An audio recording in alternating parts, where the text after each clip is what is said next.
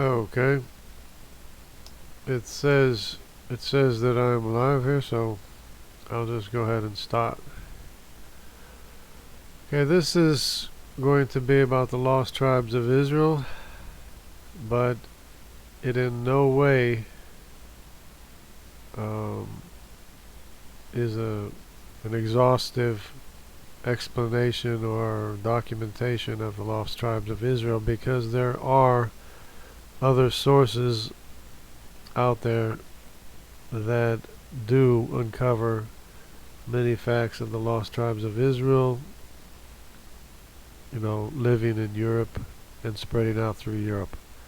But what I'm going to do is just to follow the DNA trail of the lost tribes of Israel. Okay, so let me see if I can figure out what I did,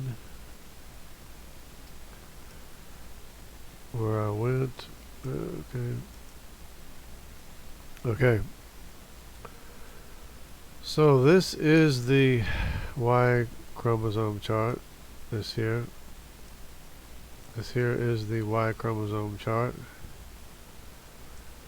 And I have mentioned this in previous videos, but let me just re-emphasize here that this is where the Ark landed in Turkey. This is Uzbekistan or some place in Turkey, right?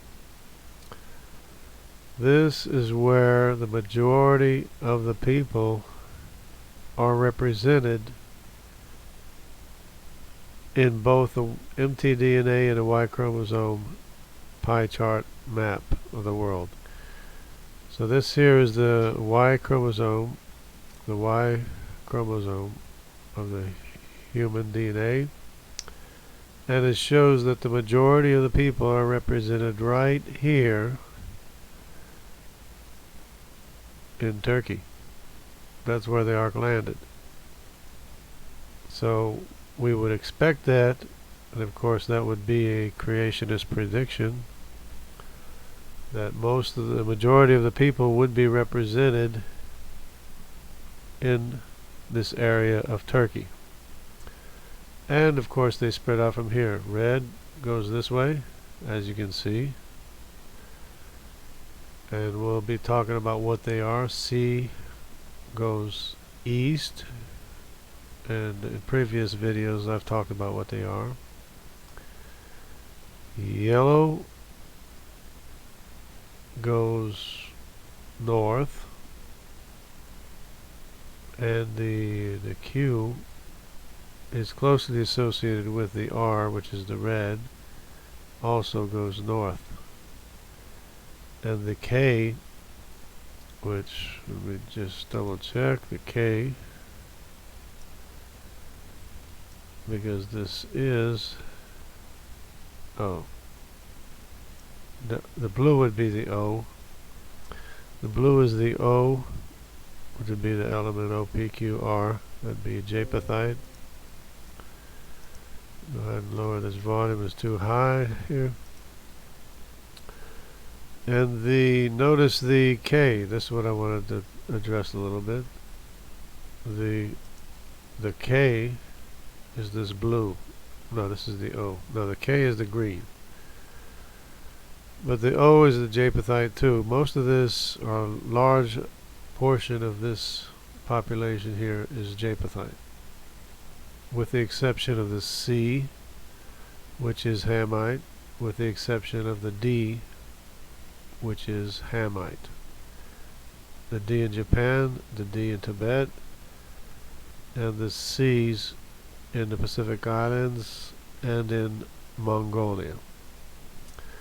Those are Hamites, and the rest of them are mostly Japhethites. Okay, now the K would probably, I'm pretty well convinced that the K belongs to the Japhethites, as the F also belongs to the Semitic population. Probably there could be somebody from one side going to the other side. That's a possibility, but generally speaking, the F would belong to the Semites, and the K here would belong to the Japhethites. But in this video, I want to address the lost tribes of Israel. So what we need to do is to isolate, and I've already done more work looking into this, so I'm just giving you a shortened version of what my findings are. So the Jewish population is hard to distinguish from the Arab population, as we will see in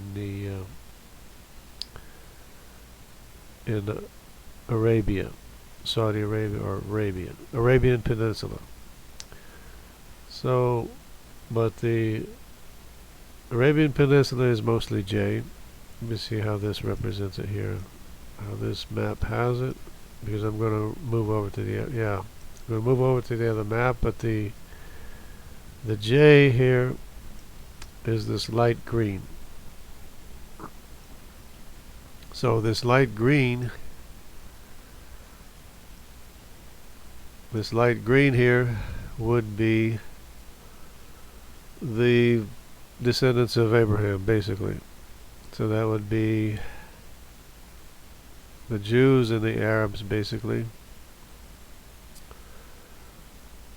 And it's hard to distinguish between Jews and Arabs, because the Arabs could be Jews and the Jews could be Arabs. You know, I mean, a lot of the so-called quote-unquote Arabs are admittedly Jewish by descent, and that's just the way it is. And so that a lot of these Arabic people are actually descendants of Jews, and it could be vice versa as well. But so this J is pretty much Jewish. So we can see the green here, we can see green in Africa, northern Africa, and even, you know, the Falashes were flown in from Africa, from Ethiopia, the Falashan Jews. So we know the JY chromosome is in Africa, and they even were able to identify what they believe is the descendants of Aaron, Moses' brother, in Africa.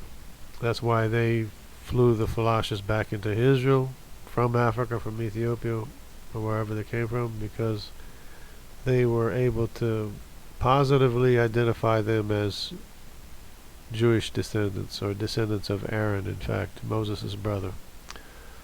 So that's how strong that is. Okay, so then we have this J Y chromosome is also in places like Italy, Greece, and places.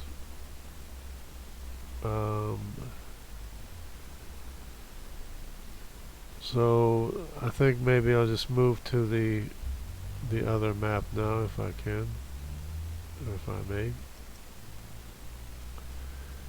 So it's pretty clear here where the J is now. So we can see here, the previous video was on the Hamite population in Egypt and Africa. This video I want to talk about the lost tribes of Israel, which I want to get to. We have the Middle Eastern Semitic population. Clearly, obviously, undoubtedly. And this is the DNA of the Middle Eastern Semitic population, identified by the JY chromosome. Okay, so as I said, a lot of the Arabians are actually probably either Jewish descendants, or we know for a fact that they're descendants of Abraham, which is the same ancestor. And we have also the JY chromosome in northern Africa, or in eastern Africa, in northern Africa. This is probably where the Falashas came from. In northern Africa. Then we also have them in, of course, in Crete. It's probably Crete, right? Or wherever it is. Not Crete, but Sicily. Crete's over here somewhere. So we have the Italian population is largely, well, they call it, they have a J2A, but it's still J.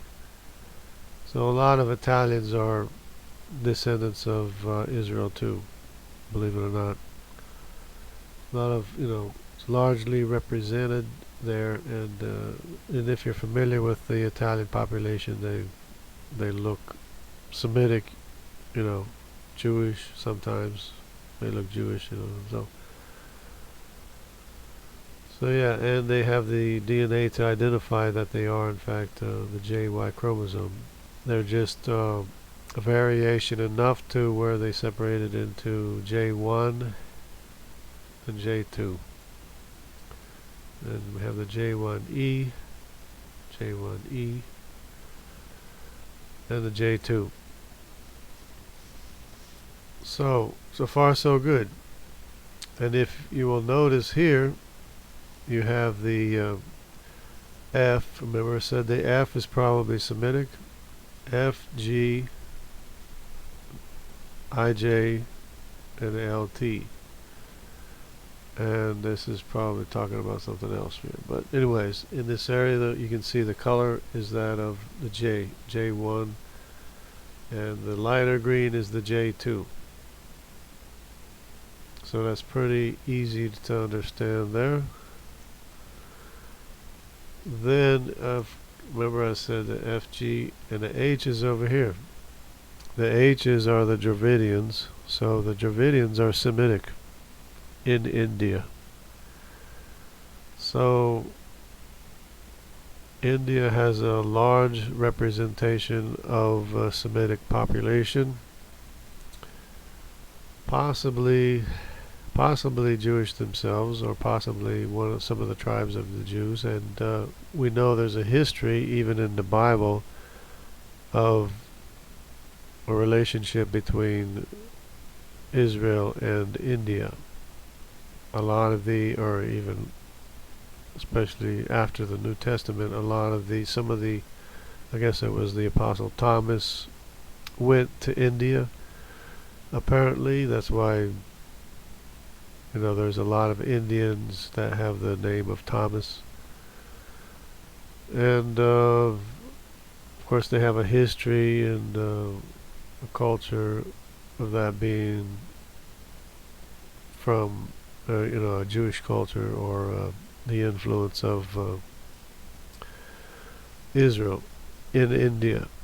A long history. It goes way back, and we have the Y chromosome to back that up, which is Semitic. H is not far from IJ, HIJ.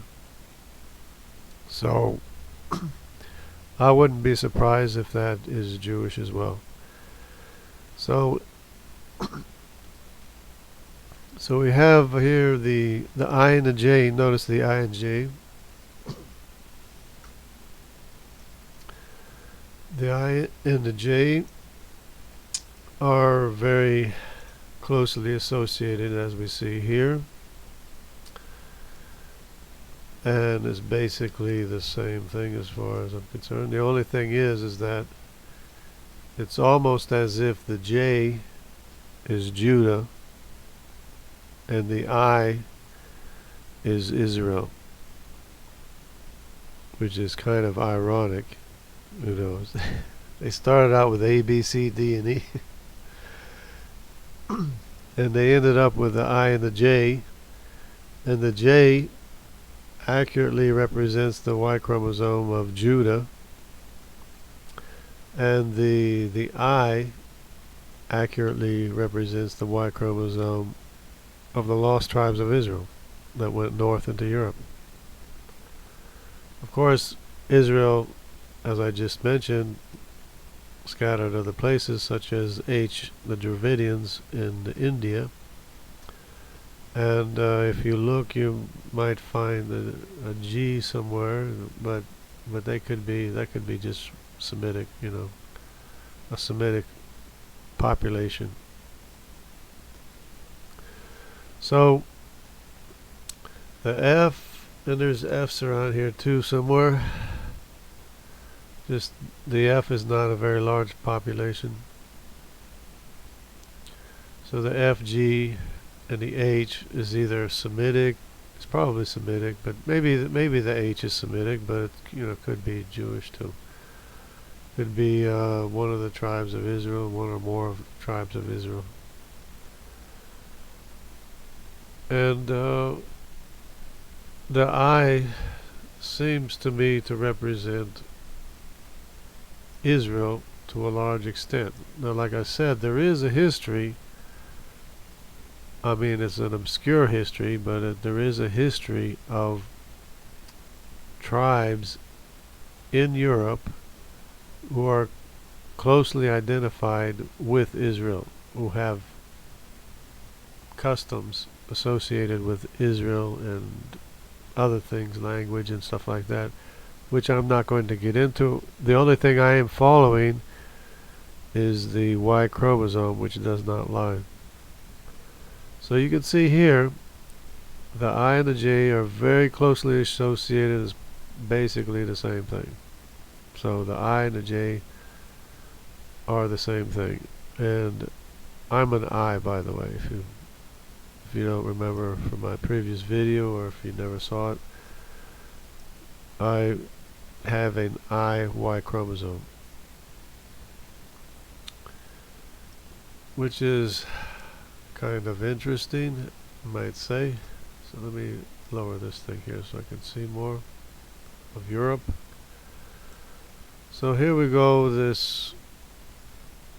Now I would have made this map different because they're mixing or confusing the R and the I by making them both blue. I would have made all of the Hamite Y chromosomes one color, one basic color. All of the Semitic populations I would have made another color.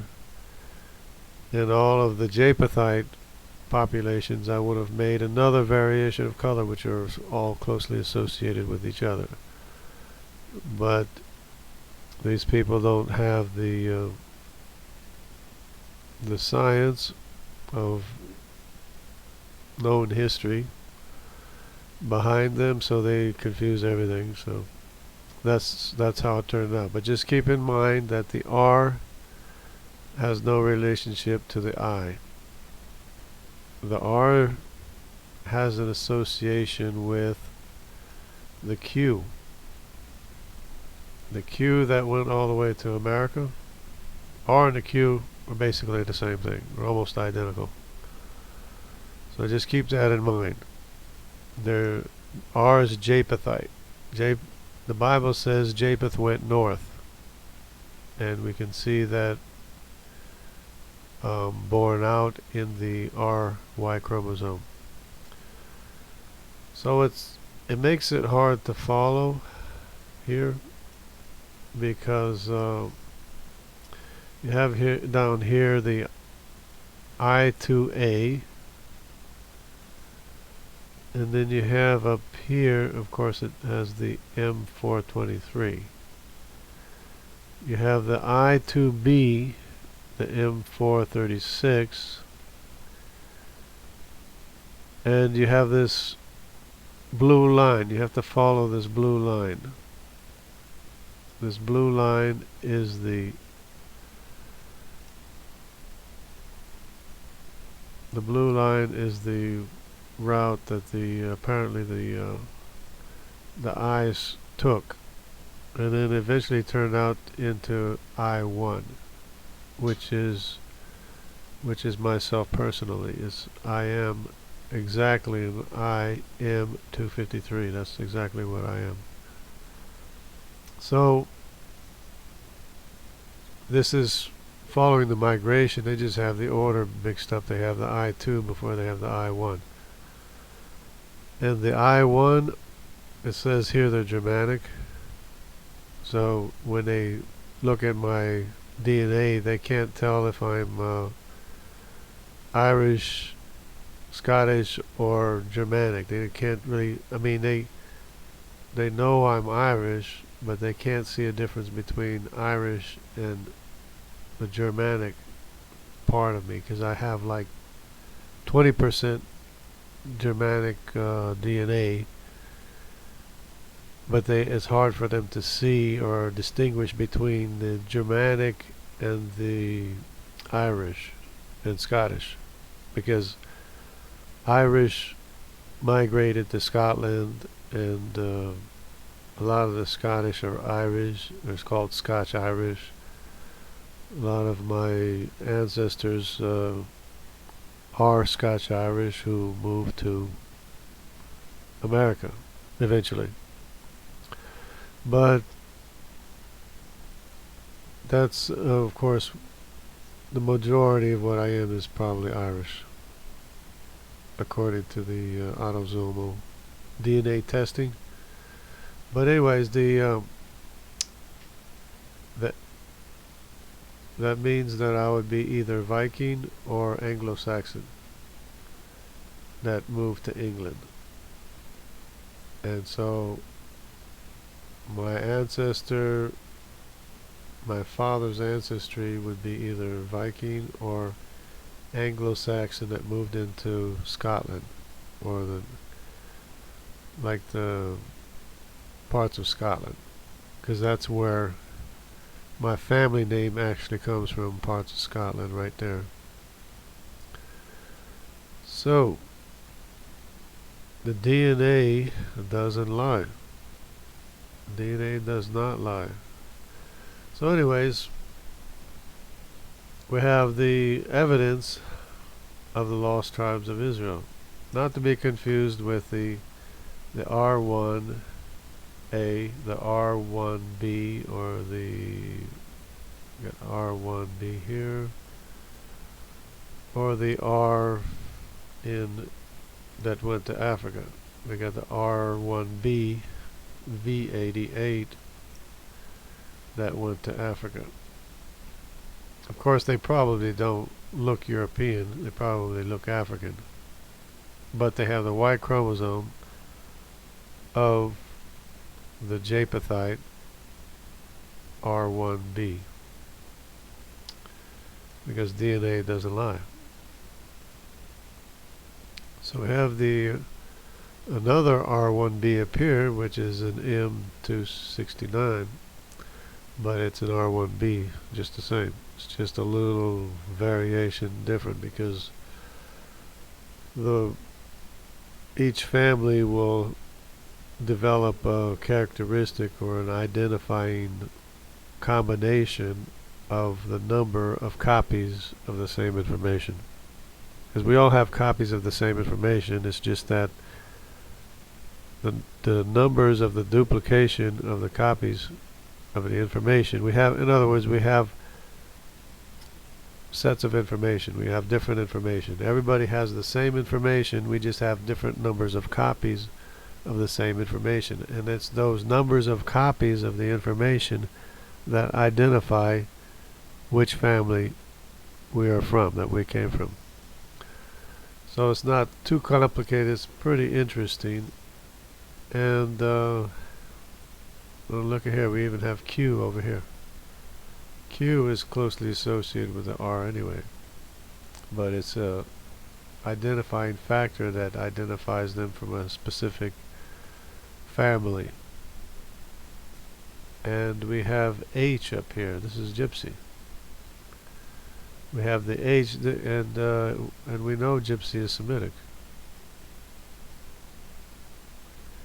H1A. Check this out. That's pretty neat.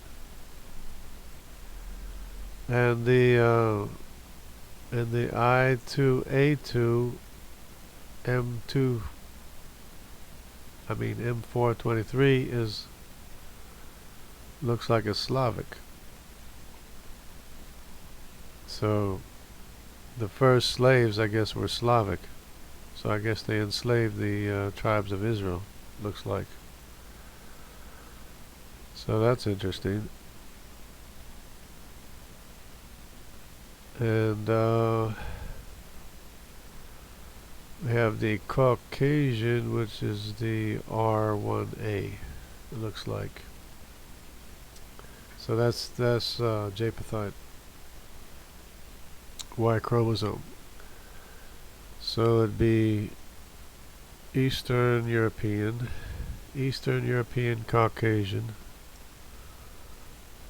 And we have the G, which is more Semitic. So we have the G, the H, and the I are all Semitic populations. Of course, the J2 is Jewish, and the I2A1 is the I2A2, I2A1. The I2A1 is from the lost tribes of Israel, but then they confuse it with this other blue color. They got these three blue colors here, which are not associated with each other, because this is Semitic and this is Japhethite. So, and they do confuse things. You know, when you go into the mtDNA, they'll have, some of the maps will have a certain mtDNA. They'll say it's one thing when it's another thing. They'll say it's M when it's N and N when it's M, and they confuse them because they're not really paying attention to what they are, what it is. So this blue we can't confuse with this blue, and this blue we can't confuse with this blue. And so you have right in here, this island here, you have a mixture, or you have both the I2A1 and the R1B, which is not the same original family, and the same thing with northern Italy. But we do see traces of the lost tribes of Israel into Europe by way of the Y chromosome. And of course we also have the J1, J2 up here, and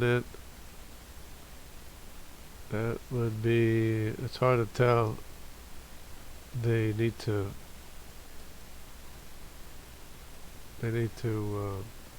identify more of the area of what these things are. There's Armenian right here, Armenia. But anyways, you have the GHIJ all in this area. Of course, migrated from Israel, from the Middle East, Israel, because that's where they originated from. And more G's over here.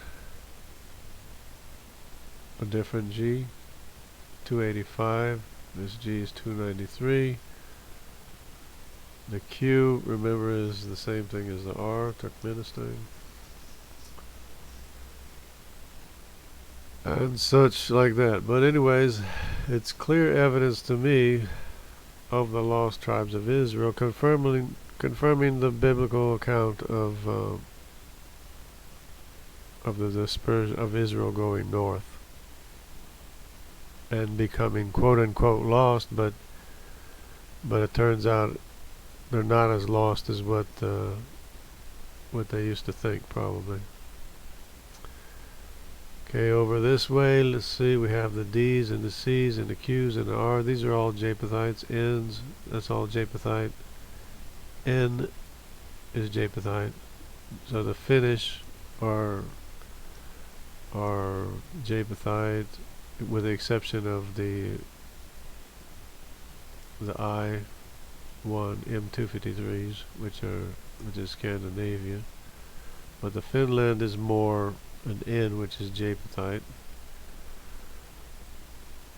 And Siberia, there's Japethite. N, C, it's all mostly Japethite, with the exception, of course, of the C.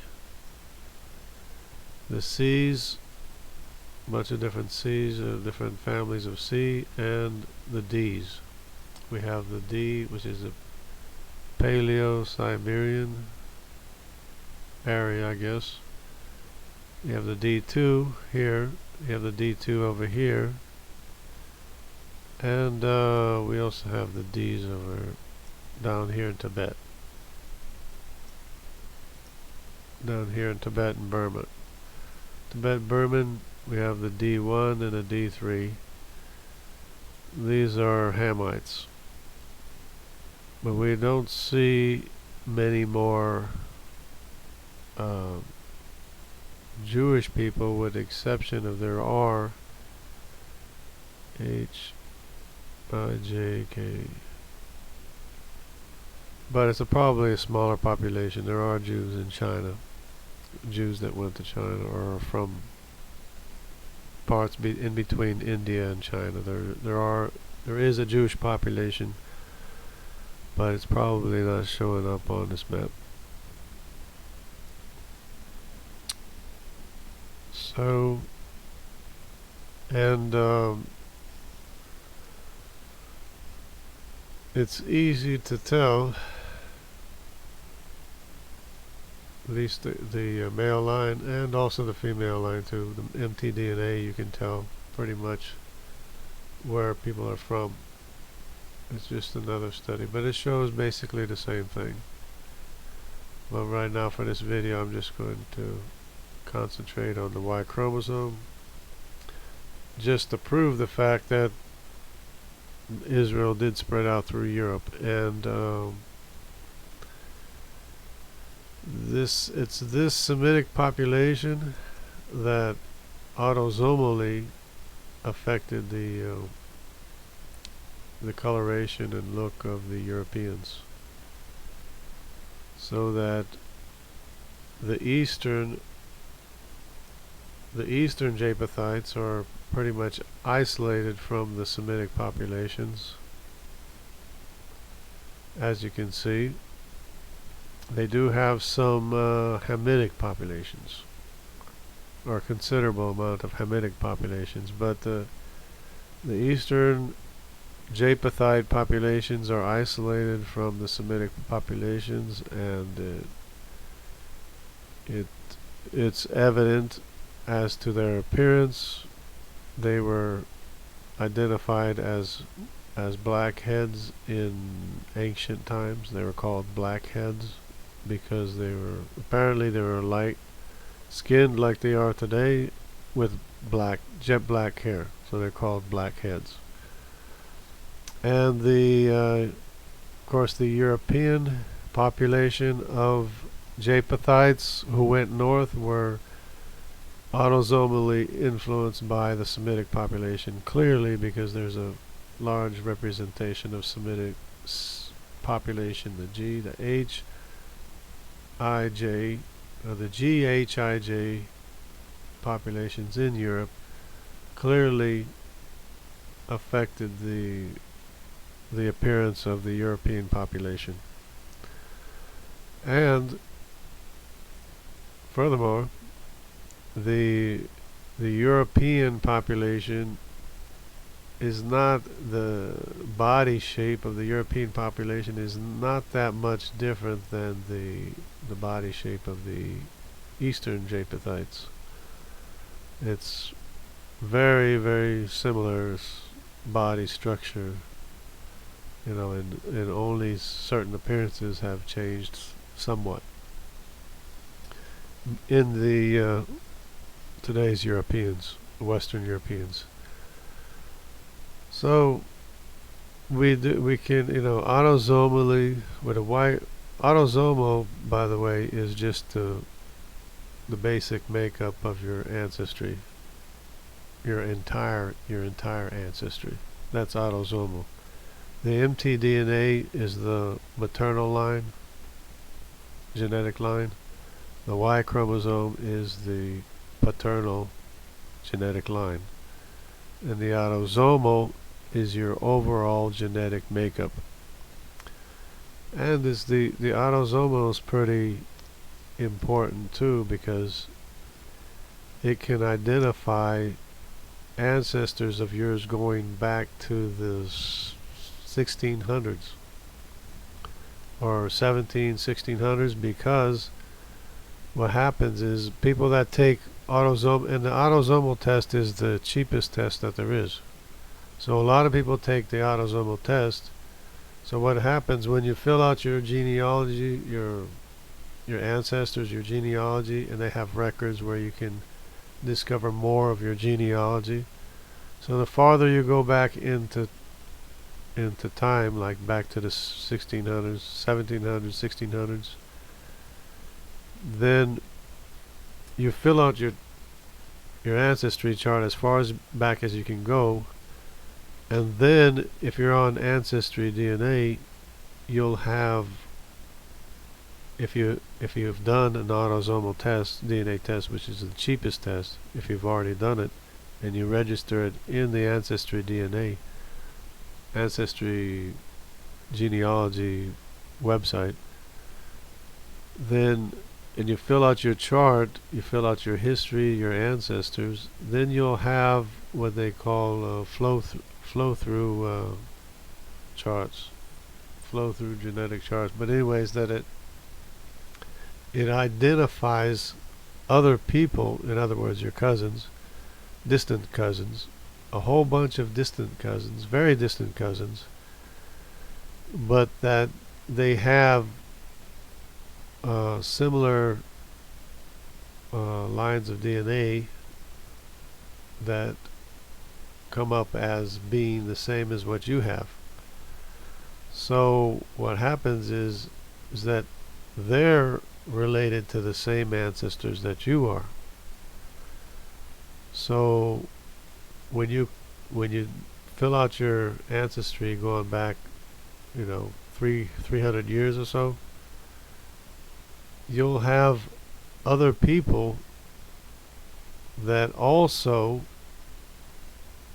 have their ancestry goes back to the same common ancestor that you have, and they can positively verify that is your ancestor because they have DNA that you have.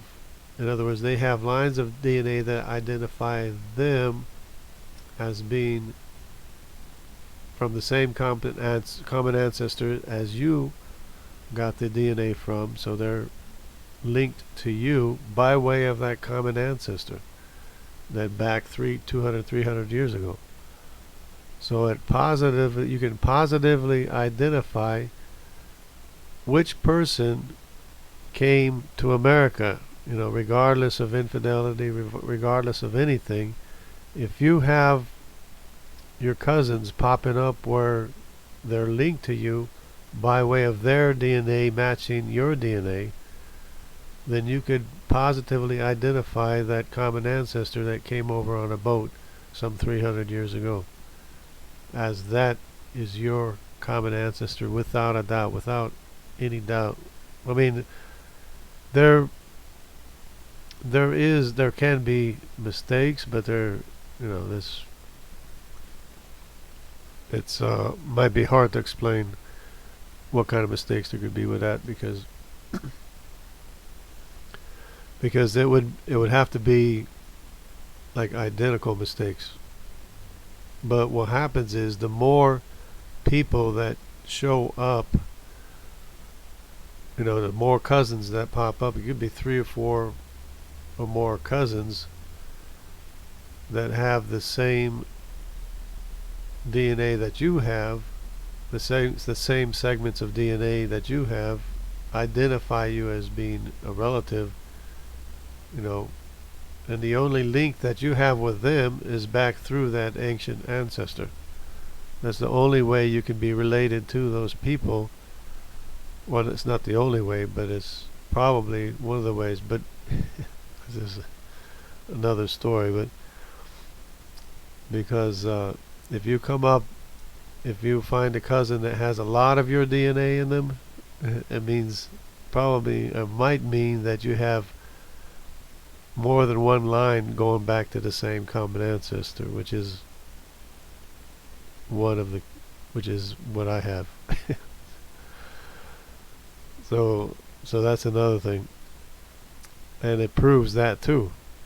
It positively proves that, because say you have two people with the same family name that don't know each other, and as far as they know, they don't have they're not relatives, but they have the same family name. So they get married, and because they don't know that back 300 years ago or 200 years ago that they have a common ancestor. But if they get married, then that means the cousins will, descendants of them will be more, have more identical or identifying DNA, you know, than somebody who is not, and somebody outside of that genealogical line, because you have two lines going back to the same common ancestor instead of just one line. But anyway, but that can happen too, and that shows up with the, with the autosomal DNA. So the autosomal DNA is the cheapest test you can do, and it's very, very effective at identifying who your common ancestor is. Believe it. I thought that the Y chromosome would help, and it does. It does help too, because it also identified my common ancestor. So I have both the autosomal cousins coming up, and I have the Y chromosomal line, people from the same Y chromosome that of my family name. And so but it's going back, their cousins going back like 300 years, so they're distant cousins, but they're positively identified as being me and your cousins, or having a common ancestor with you, both through the Y chromosome and the autosomal chromosome. And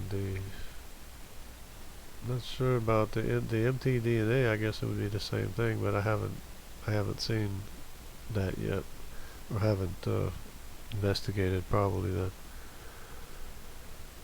So it's pretty solid evidence here of the lost tribes of Israel spreading into Europe, along with other Semitic populations like the Gypsies and this G2A population. This G2A I-293 population, whatever that is. It's a SNW, I guess that's what it is. Neolithic, I don't know what they're saying this. See, they're also confused about ancient people that lived in Europe with people that lived in Europe today, because probably the ancient people were probably died in the flood. So they're not going, in fact, the Neanderthal Y chromosome is extinct because they probably died in the flood, regardless of whether they were dug up again or found and reburied or whatever. They probably died in the flood because their Y chromosome is extinct, and it's hard to believe that they would just disappear, because we do have autosomal Y chromosome from, or even mitochondrial too. I think we have both. Not, I mean, just from the Neanderthal, because there's other, they found thumbs or something of people that Devonian, Denisovan people or whatever, but they don't have as much DNA for that, or hardly any DNA, to be able to identify who it was or where it was, or the Y chromosome or anything. But the Neanderthal Y chromosome is extinct. Probably because it died in the flood. I would like to get a copy of it if somebody would know where I can get a copy of the Neanderthal Y chromosome, if it even exists. But they have enough of it where they can tell that nobody living today is from the male line of the Neanderthal humans. Because they are humans, by the way, but they're just humans that lived before the global flood, probably. So, let me see. I'm really going on a rant here, and I'm ignoring my chat. Here we go. We got a lot of people in the chat. So we got Ashley M. And it's too bad I wasn't paying attention to you guys, but let me see. We got Wild Heart. I don't know how to show this. Yeah, but anyway, I'll just read it. Wild Heart says, I know Turkmen's brother Stan. Hey JJ. This is gonna be hard, but anyway. Fight Against Evolution says, hello bro, can you imagine that the Black Hebrew Israelites claims to be the lost tribes of Israel, which they are not, by the way. Yeah, well, that's one of the purposes of me doing this video, just to show exactly who is of the lost tribes of Israel. And the ironic, funny thing is that I worked with a Black Hebrew Israelite who said that maybe in heaven I would be polishing his shoes, because he was saying he was a Black Hebrew Israelite. It turns out that I'm the Black Hebrew Israelite male descendant, because they go by male descendancies too. Now there is the possibility or fact that there are some Jewish people that, like the Flashes, that went to Africa, northern Africa and some parts of Africa, but the fact remains that if you have an A, B, or an EY chromosome, you are not an Israelite. You're a Hamite. And that's because DNA doesn't lie. DNA does not lie. And if you are an Asian and you have a C or a D Y chromosome, a C or a D Y chromosome, then you're a male descendant of a Hamite too. And a lot of Pacific Islanders are male descendants of Hamites. But yeah, it's kind of funny, and this is the reason for me to show the true lost tribes of Israel, which when you refer to the lost tribes of Israel, you're talking about the people that went north. You're not talking necessarily so much about people that went to Africa, because when the tribes of Israel got lost, they went north. And there is a history of tribal people who were associated with Israel in Europe. And of course, it's not just the tribes of Israel that influenced the genetic makeup of Europeans. It's also other Semitic populations like the H and the G, who are probably not, or may not have been of the lost tribes of Israel, because H, you can see right here, H is the Gypsies. The Gypsies are H1, which is Semitic, but probably not Jewish. Probably not, or maybe, I don't even know if they would be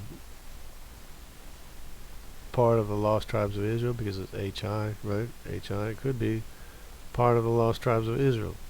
But then there's G. I don't think G would be, I think that would be just regular Semitic.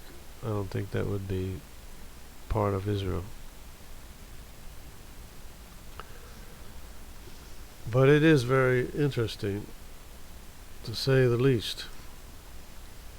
Okay, so Yeah, which they are not part of the, which I knew all along. You know, I just hated to break it to them. I hated to break it to the Black Hebrew Israelites that they're probably not from the lost tribes of Israel. You know, I hated it to break it to them, but if they can show that they have an I-Y chromosome or another Semitic Y chromosome, which is either J, I, or maybe possibly H, then yeah, okay, I'll say that yes, okay, you are an Israelite.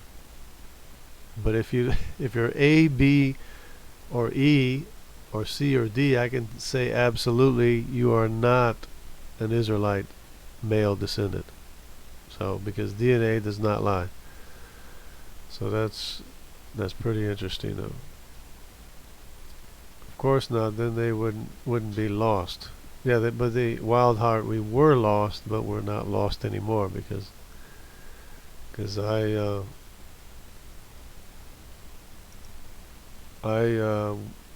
have an ancestry of Vikings or Anglo-Saxons or Anglo-Saxons who went to Scotland, and this is where my family name comes from. So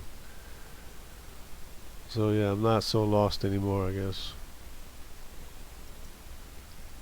But anyways, it's very interesting because it's science and because it's a fact and doesn't lie. Okay, Fight Evolution says, haha, yeah.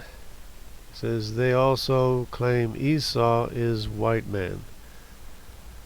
Well, see, that's another thing. Esau probably wouldn't be, genetically, probably wouldn't be that much different than I or J. Or maybe it's Esau that's the gypsies. I don't know. Well, you'd have to do some more study as to which way they went, which which way the Edomites went, and what happened to the Edomites, and where are they today, and stuff like that. That would be some more study to do. But and there probably is not that much difference between in the DNA. The Caucasian, or maybe yeah, maybe the I one is the Edomites, for that matter. Caucasian, European Caucasian, like it says here, right here, Caucasian, European. But this is the R1A though. This is not the I.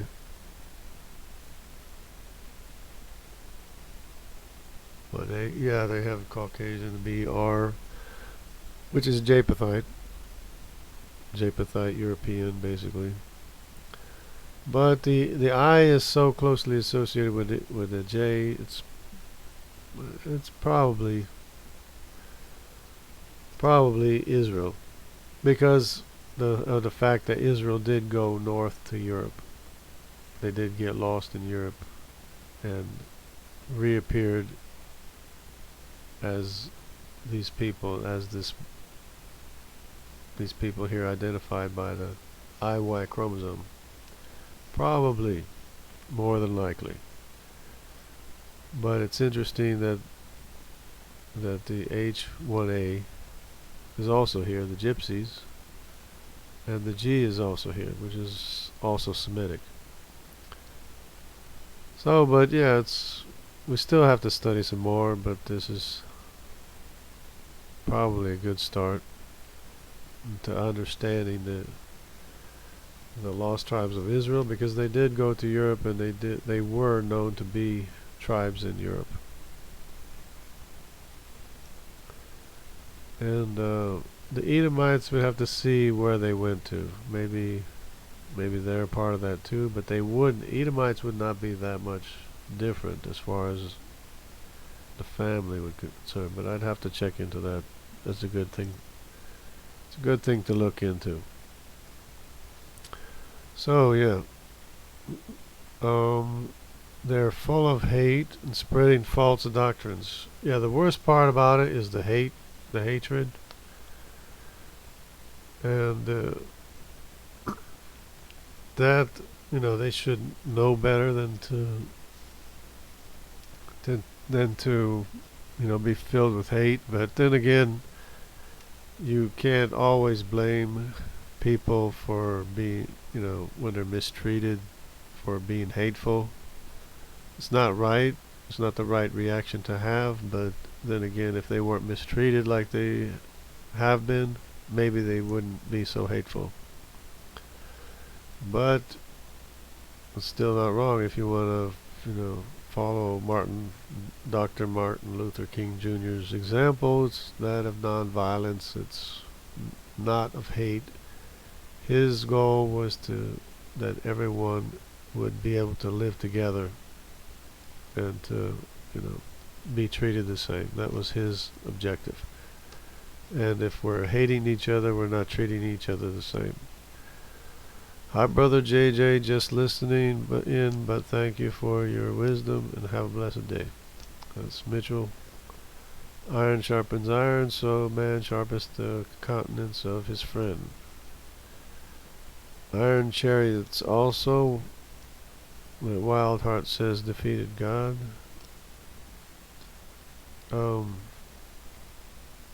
Yeah, I think,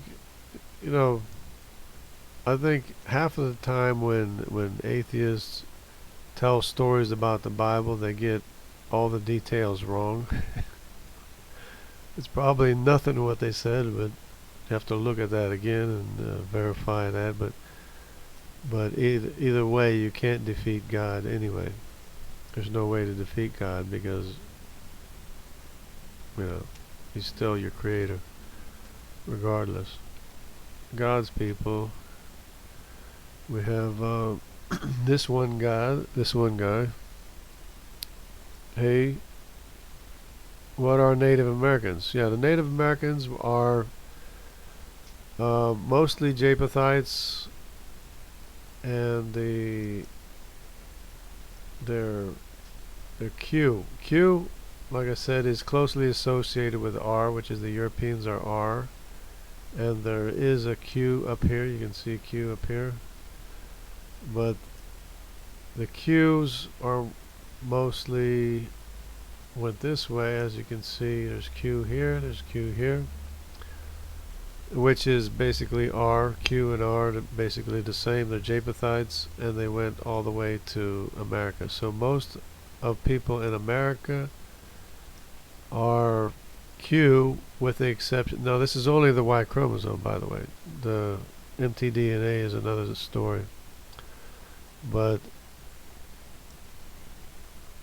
the Q, most of Americans are Q, with the exception of the C, which is a Hamite, and the C's made it all the way to the northern tip of South America. You have the C3, M217, M217, and up here you got C3b, P39. But they're still C, and that would be Hamite in South America, North and South America. Which those are the Hamites that did not go to Africa because they're not represented in Africa. They're represented they went east instead of to Africa. Now, if you consider the mtDNA, all of the mitochondrial ancestry or maternal lines went to Africa and stayed in Africa. There's that. It's the L123 or L0123, however they categorize it. And then there's the M and the N. The mtDNA is very confusing. It's very, very confusing. It's let me see if I can find one. See if this comes up right away.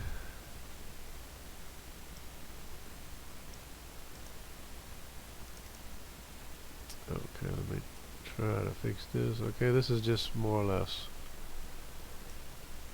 But you can see again with the mtDNA. This is mtDNA. But let me just show real quick the Uzbekistan, the Turkey, The majority of the population is here, and they spread out to different areas. But as we can see here, let me see, the African maternal line is L1, L2, and L3. Of course, this is very, very confusing. And so this is all African, L1, L2, L3. And if you look in Africa, that's all that's represented in Africa and nowhere else in the world. So then there's the M and the N. See how even how they have this put into this graph here is confusing. This is all L1, 2, and 3 would be the Hamite mother, which I don't know if it's Egyptus or who it is, but it'd be the Hamite, the wife of Ham, basically, and the daughters of the wife of Ham. Be L1, L2, L3. Then there's the wife of Japheth, which is M. And you have M, you have the C, Z, Z, D, whatever. But forget all the rest. It's just M and N. I mean, the Japheth is M. Everything after M is Japheth up to Q, and then when you have the N, that's the start of the Shemite wife, the wife of Shem. So the wife of Shem is this N, and this N, everything after this N is the wife of Shem. So when you look on a map, you will see in Africa only these colors of L 1, 2, and 3. So you'll see the pink, or whatever the color this is, this light yellow, and the L1 is the blue. That is the female line, the maternal line of the wife of Ham. And of course, Egyptus went to Egypt with Mitzrayim, her son, and founded Egypt. And then the people spread out, Africans spread out through the rest of Africa. With the exception of the C and the D, who went the other way. They went to Europe. I mean, it went east to Asia and Americas. But that's the Y chromosome, of course. But the maternal line of Ham all went to Africa, and they stayed in Africa, apparently, according to the DNA chart. Now for the Semitic line, you have to start with the N. And for example, I would be an H. You can't see it here, but I would be this H here, and that's after the N. So the N is the Semitic line. So it's still a Semitic line. So my maternal and paternal DNA is both Semitic. So it just happens to be that way. So this H would be this blue up here. So up here, all this blue here, that's all H. All the way up here. This is all it's highly represented in the Jewish population. The H is highly represented in the Jewish population, and it's Semitic because it's in. So, yeah. It seems to me that the maternal line is more diverse than the paternal line. Probably because the men would go out to battle. So the paternal line is kind of scarce when compared to the maternal line, which is interesting. But yeah, that's basically what it is there. The L 1, 2, and 3 is African or Hamite. The M, oh, I'm not even sure. L1, 2, 3 is Hamite. The M all the way to Q is Japhethite. And the N all the way through to the end is the wife of Shem. So it's a little bit complicated, but it's basically showing the same thing, keeping in mind that the majority of the population is in the Middle East, like Uzbekistan. And Uzbekistan is basically Turkey, I think. Anyway, this is the cradle of civilization, and that's where most of the population is represented, with the exception of the L 1, 2, and 3 that went to Africa and stayed in Africa for the most part, except for today. Today they're probably all over the world. But these are basically indigenous populations that they were looking at. And I guess that's more study. Oh, the other interesting study would be who arrived in the Americas. So, and this is a little bit different. The red, for example,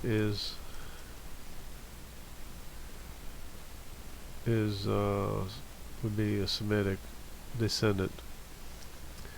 But the red made it to the Americas, but it looks like the red made it to the Americas by way of boat, by way of crossing the Pacific Ocean. If I can show that, because you don't see very much red up in this area where they crossed over into the Americas, but you do see this red, which is Semitic, over here in these areas, and it kind of seems like they just crossed the Pacific to get there, which is a discussion. It's not just me talking about it. It is a discussion that people were talking about, whether or not they just crossed the Pacific or came up through here. And it looks like they just crossed the Pacific. Probably by accident. Because that's why I speak Portuguese, is because there was a Portuguese merchant trying to get to India. He got lost in a storm and ran into Brazil. That's why I speak Portuguese today. So, his name, by the way, was Pedro Alves Cabral. Pedro Alves Cabral, the Portuguese explorer. Anyway, let me try to finish up here. Okay, we got we got spooky bed hair. Wow, that's interesting. Hello all, hi Wild Heart. There's one guy. Hello, hello, hello. Native Americans are the Indians. Yeah, Native American Indians, the indigenous population, which includes the Inuit as well. The Alaskan population, or the Inuit population, they like to be called. The ancient Israelites obviously invented Etch-a-Sketch. Yeah, I don't know what that's about, but you see, I got travel to America was quite common by the time Columbus got there. One Indian asked one of the captains if he had had any beer in perfect English. Well, okay, that's interesting.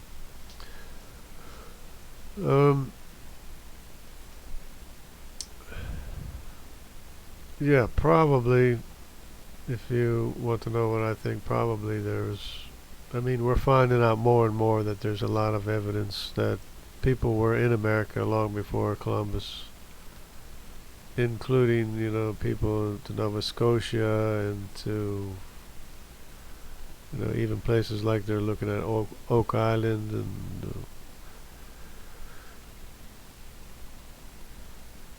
you know, so, but apparently people at the time of Columbus weren't aware of the New World, and so they rediscovered it apparently. So the Vikings were even there before Columbus, yeah. Did Etch-a-Sketch not make it to USA? It was a 1980s kid game where you drew colored circles. Yeah, yeah. I had to Etch-a-Sketch when I was a kid, and that was a long time ago. Is it true that? True that. Okay. Yeah. All right. Well, it's been real. I I really like the study of DNA because it doesn't lie. It brings things to light, and you know, I wanted to show, you know, what the true Israelites were possibly, but then you have the thing with the Edomites. I don't know. I have to identify who the Edomites were, because maybe the Edomites are I don't know, but and that's I guess it's a possibility. Or maybe the gypsies are Edomites. I don't know. The gypsies might have been Jews too, but they're more on the end of the spectrum of the Jewish gene, the Y chromosome. So, but the I is closely associated with the Jewish population, and I think that would be the lost tribes of Israel that went north and got lost. Okay, all right. That was just a joke, funny. Yeah, I know it was a joke. I was just trying to figure it out because I don't know what it has to do. The ancient Israelites obviously invented Etch-a-Sketch. I don't know.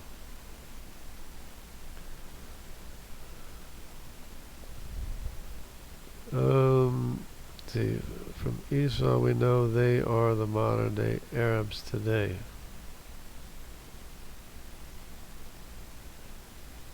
The Edomites. They're Edomites. We'd have to double check to see which way they went, because a lot of the Arabs are could be Jewish and seem to be.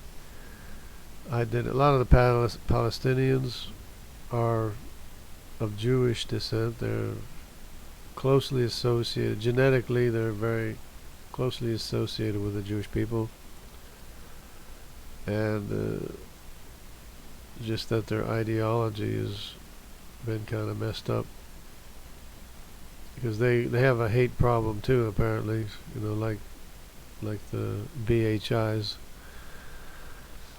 Black Hebrew Israelites.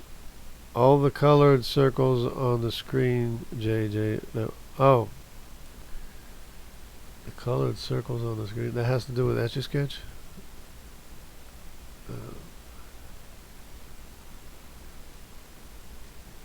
Well, I don't know about the colored circles. Never mind. Don't worry about it. No, but I had Etch-a-Sketch too. That's a hard thing to use to draw pictures with. If you can draw pictures with Etch-a-Sketch, you're pretty good. And but it's good for geometric shapes sometimes. But it's hard to draw a sideways line. It's easy to do it with a computer, but not by hand. A diagonal line. A diagonal line is hard. Black Hebrew turns the Bible into their black book, a black God. Yeah, well, the way I look at it is that they're reading the Bible. They're reading the Bible. They're studying the Bible a little bit, at least, And to me, that's a good thing. Now, if we can, and another thing is they do believe in Jesus. So, if we can get them to stop hating and, get their doctrine straightened out, so, by Scripture, if they keep reading Scripture, it'll straighten out their doctrine, then that's a good thing. Because a lot of people don't even know as much as they know about the Bible, Like the book of Proverbs 1, first chapter of the book of Proverbs. Everyone needs to read that chapter, that book. If you read the first chapter, you can read other chapters too. But if you live in this world today and you haven't read the first chapter in Proverbs, you need to do so. Because God will speak to you. I guarantee you that God will speak to you. Because God speaks to everyone. Anyway, but if you live in this world, anywhere in this world, no matter where you are, and you haven't read the first chapter of the book of Proverbs, you need to do so. And read it carefully. And remember it. Remember what it says. So, with that, I guess I spent enough time talking about this. But yeah, we need to do some more research on it. And I'll do some more research on which way the Edomites went, so we can iron that out and figure that out. So, I guess that's about it. God bless everyone in this new year. May everyone have 2020 vision. Without a vision, people perish. So we need 2020 vision. We need good vision for this new year. You'd think a perfect God would only need one covenant. It would be perfect. Well, a different covenant for a different time. Yeah, because things aren't exactly the same, and it's for different reasons too. I mean, God chose Israel and made Israel as His son in order to bring Messiah into the world. That's the basic reason for the law of Moses, or the covenant with Israel, is for the purpose of bringing Messiah into the world. And we all basically, if we care about God, we're going to, pay attention to all the different covenants, and learn from them and see if we can benefit from them in one way or another. A lot of the Feast of Israel are very educational as far as understanding many concepts in the Bible, many things in the Bible, like Passover, and communion is supposed to be Passover. Every time you do this, do it in remembrance of me. That was the Passover Seder. Every time you have a Passover Seder, you're supposed to do it in remembrance of Jesus, who is the Lamb who takes away the sin of the world. Okay, so with that, I guess I'll take off for a while, and I hope that the truth sets us free. Everyone can benefit by the truth, and if you haven't read Proverbs 1,